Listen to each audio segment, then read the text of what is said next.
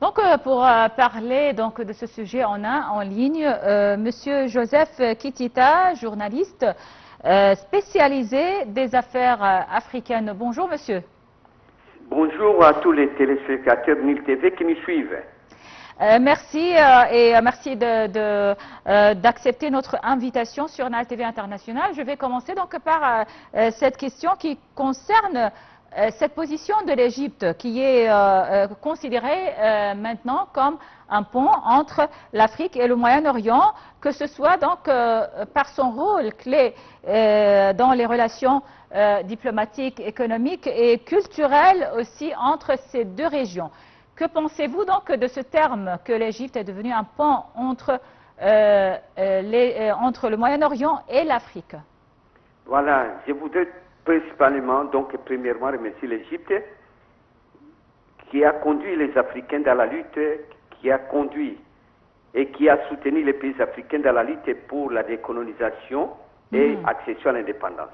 Oui. Concernant les nouveaux stratégies que nous venons de voir actuellement, qui s'appelle ZLECAF. ZLECAF, c'est une initiative de l'agenda de 2063, prévue par l'Union africaine. C'est une stratégie de développement propre au continent. Il a été donc préparé par les sommets de l'Union africaine qu'il a accepté comme projet d'urgence rapide au renforcement des rôles et capacités alternatives aux coopérations des accords, pour les coopérations des accords libres d'échange entre les pays africains et renforcement pour accompagner le renforcement des accords de libre-échange entre les pays africains signés de l'ancien Burkina Faso, suivi par NEPAD et son petit frère que nous appelons stratégie ZLECAF. Voilà. Les stratégies que nous prenons est une influence sur les développements sociaux, économiques et futurs, considérés aussi comme une base saine et espoir d'engagement des pays africains, tant que propriétaires et moteurs de l'agenda de 2063, c'est que vous devez comprendre, une alternance à la réalisation de l'agenda 2030 des Nations Unies, en particulier, qui touche l'objectif du développement durable du pays africain, des actions pour les travaux décents et la croissance économique de tous les continents africains pour contrecarrer la pauvreté,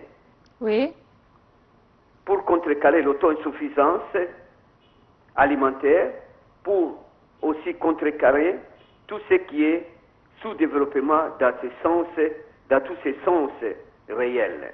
Oui. Il y a ceci.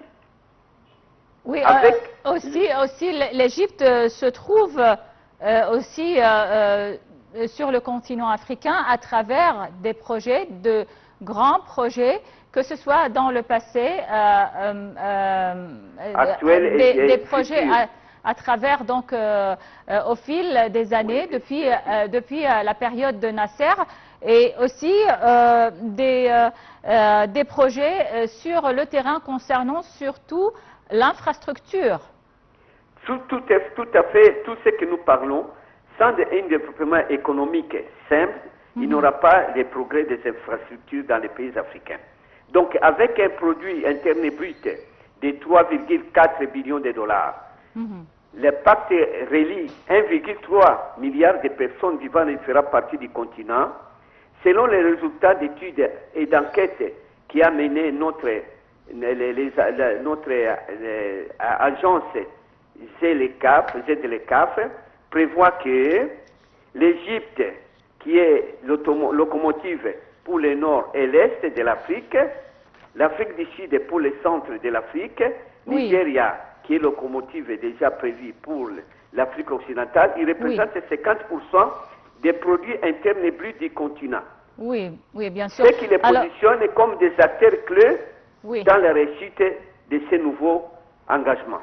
Oui, alors Monsieur Joseph Kitita, journaliste spécialisé des affaires africaines, merci beaucoup pour votre intervention. Passez une excellente journée.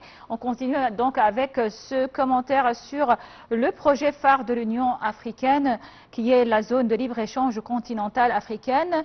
Elle fournit un cadre stratégique développé par les membres visant à atteindre son objectif de développement durable et inclusif. Son but est de créer un marché intégré pour le commerce et des biens et des services, ainsi que pour la libre circulation des personnes et des capitaux. Les détails dans ce compte rendu.